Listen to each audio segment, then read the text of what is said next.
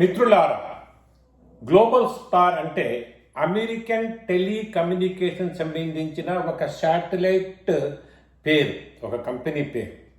వారు దాదాపు 125 కంట్రీలకు అతి ఎక్కువ స్పీడ్తో శాటిలైట్ సదుపాయాలు కల్పిస్తున్నారు. అదే రకంగా ఈ గ్లోబల్ స్టార్ అనేది వ్యక్తులకు కూడా అక్కడక్కడ ఇచ్చి ఉన్నారు. అంటే ఏ స్థాయి వ్యక్తికి ఇలాంటి టైటిల్ ఇచ్చారంటే, ప్రపంచంలోని ఏ మూలకైనా ఆ వ్యక్తి పేరు చెప్తే ఇమ్మీడియట్గా సామాన్యుడు కూడా కనుగొనే స్థాయికి ఈ బిరుదు ఇచ్చేవారు. మా చిన్నప్పుడు జాకీ చాన్ అనేవారు. జాకీ చాన్, ఇప్పటికీ ఆయన జాకీ చాన్ అంటే ఒక అర్థం ఉంటుంది. ఇప్పుడు ఇదంతా ఎందుకు చెప్తున్నానంటే, మన తెలుగు నటులు మెగాస్టార్ కుమారుడు, పవర్ స్టార్ అన్న కొడుకు రామ్ చరణ్కు గ్లోబల్ స్టార్ అంటున్నారు. ఏ ఉద్దేశంతో అంటున్నారు నాకు తెలియదు. గ్లోబల్ స్టార్ అంటే ఏంటో ఇచ్చిన వారికి తెలుసా అంటే అది నాకు తెలియదు. అంటే గ్లోబల్ స్టార్ అంటే ఒక సినీ నటుడు ప్రపంచంలోని ఏ దేశంలోనైనా థియేటర్ ఉండే ప్రతి ఊరిలో కూడా ఆ పేరు చెప్తానే ఆ డిస్ట్రిబ్యూటర్ కానీ థియేటర్, ఆయన సినిమానా మేము రిలీజ్ చేస్తాం, మేము ముందడుగుంటా, ఇక్కడ లాభాలు వస్తాయి అనే స్థాయి వస్తే తప్పకుండా గ్లోబల్ స్టార్ ఇవ్వాల్సిందే.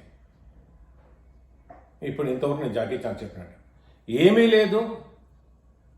3 సినిమాలు హిట్ అవుతూనే ఆయన గ్లోబల్ స్టార్ని ఇచ్చేసి ఇంకా ఆ స్థాయిగా కూర్చోబెట్టి ఆయన భవిష్యత్తును అగమ్య గోచరం చేసి పారేశారు. 2 డైరెక్టర్లతో ఆయన హిట్స్ ఇచ్చారు. మగధీర, త్రిబుల, రాజమౌళి, రంగస్థలం, సుకుమార్. అంటే అక్కడ ఆ చెప్పడంలోనే సుకుమారు, రాజమౌళి హైలైట్ అవుతున్నారు. సరే, ఆయన జీవితంలో ఇంకేదైనా సాధించారా? ఇది రామ్ చరణ్ నటించిన సినిమా అని ఒక కొత్త దర్శకత్వంతో నటించి బయటకు వచ్చిన ప్రతి ఒక్కరు, రామ్ చరణ్ ఏం నటించాడు, రామ్ చరణ్ సినిమా ఇది, రామ్ చరణ్. ఆ రోజుల్లో ఏఎన్ఆర్ యాక్ట్స్, అక్కినేని నటించిన, నందమూరి తారక రామ నటించిన అని వేసేవారు. దానికి ఒక అర్థం ఉండేది. ఎన్టీఆర్ సినిమా రిలీజ్ అవుతున్నది, లేకపోతే నాగేశ్వర సినిమా రిలీజ్ అవుతున్నది. ఆ తర్వాత చిరంజీవి కూడా ఆ స్థాయి పేరు వచ్చింది. నేను ఇక్కడ రామ్ చరణ్ను విమర్శించే ఉద్దేశంతో ఈ వీడియో చేయడం లేదు. ఆయన భవిష్యత్తును స్పాయిల్ చేస్తున్న అభిమానులను హెచ్చరించేందుకే ఈ వీడియో చేస్తున్నా. ఇప్పుడు ఆ రోజుల్లో ఏమవుతుందంటే, దాదాపు చిరంజీవి కానీ ఏ హీరో అయినా కానీ 1 ఇయర్కు 5-6 సినిమాలు ఉండేవి. దానికి ముందు ఇంకా కృష్ణ గారు 17 సినిమాలు చేశారంట ఒక 1 ఇయర్లో. అంటే ఒక సినిమా ఫ్లాప్ అయితే వెంటనే షూటింగ్ చేసి ఒక 3 నెలల లోపల ఇంకో సినిమా వచ్చేసేది. సరే, ఆ పాత ఫ్లాప్ సినిమాను జనాలు మర్చిపోయేలా చేసేవారు. సరే, నిదానంగా మళ్ళీ ఏదో ఒకటి నెక్స్ట్ సినిమాను హిట్ అయిపోతే, ఒకసారి హిట్ వస్తే ఆ పాత సినిమాను మర్చిపోయేవారు. ఇప్పుడు పరిస్థితి ఎలా ఉంది? ఇప్పుడు మీరు గ్లోబల్ స్టార్ అనేటువంటి ఈ రామ్ చరణ్ తర్వాత సినిమా ఎప్పుడు రావాలి? ఎన్ని రోజులు పడుతుంది? ఒక సినిమా ఇప్పట్లో స్టార్ట్ అయ్యేందుకే ఒక 1 ఇయర్ పడితే, షూటింగ్ 2 ఇయర్స్ అయిన తర్వాత మళ్ళీ 1 ఇయర్ ఆ డేట్ ఫిక్స్ చేసి దాదాపు 4 ఏళ్ళ వరకు ఈ గ్లోబల్ స్టార్ ఇంట్లో కూర్చొని ఉండాలి. గ్లోబల్ స్టార్ అనుకుంటా. మీరు అనుకుంటా ఉంటారు, ఏదైతే అల్లు అర్జున్ ఫ్యానో లేకపోతే జూనియర్ ఎన్టీఆర్ ఫ్యానో ఇట్లా కాదండి. నేను రీసెంట్గా అల్లు అర్జున్ కూడా విమర్శిస్తూ ఇలాంటి వీడియో ఒకటి చేశాను. ముందు మీరు గ్లోబల్ స్టారు, ఐకాన్ స్టార్ అని చెప్పుకునే ముందు మీ స్థాయిని మీరు గమనించండి. What is your position at present? ఇప్పుడు సినిమా గేమ్ చేంజరు చిరంజీవి తెలియదా? అవుట్డేటెడ్ డైరెక్టర్ని తీసుకొచ్చి మేము సినిమా తీస్తే కోట్లు పెట్టేస్తే ఏం బాగుంటుంది? దిల్ రాజుకు తెలియదా? అత్యాశకు పోయి ఆ కుర్రాడి భవిష్యత్తును సర్వనాశనం చేస్తున్నారు. ఇప్పుడు మీరే నెక్స్ట్ సినిమా ఈ లోటును ఎప్పుడు భర్తీ చేస్తారు? గేమ్ చేంజర్ ఫ్లాప్ లోటును మీరు ఎప్పుడు భర్తీ చేయగలుగుతారు? దానికి తోడు గ్లోబల్ స్టార్ని బిరుదిచ్చేసి ఆయన ఎక్కడికైనా వెళ్ళలేక, ఇంట్లో ఉండలేక, వారి అభిమానులు ఎక్కడ తల ఎత్తుకోలేక, ఒకవేళ మా హీరో మంచి హిట్స్ ఇచ్చాడంటే ఎవరు ఏ డైరెక్షన్లో అంటారు. నాకు తెలిసి పాన్ ఇండియా లెవెల్ ఆయన ఎప్పుడు ఈ రెండు తప్ప మగధీర అండ్ త్రిబుల్ తప్ప ఏది హిట్ అయినట్టు నాకు తెలియదు. రంగస్థలం తెలుగు స్థాయిలో బాగానే ఆడారు. ఆ రెండు ఏంటంటే ఇద్దరు మంచి డైరెక్టర్ల యొక్క ప్రభావం వల్లనే ఆ సినిమాలు ఆడాయి అని అందరూ అనుకుంటున్నారు. నిజం కూడా అదే.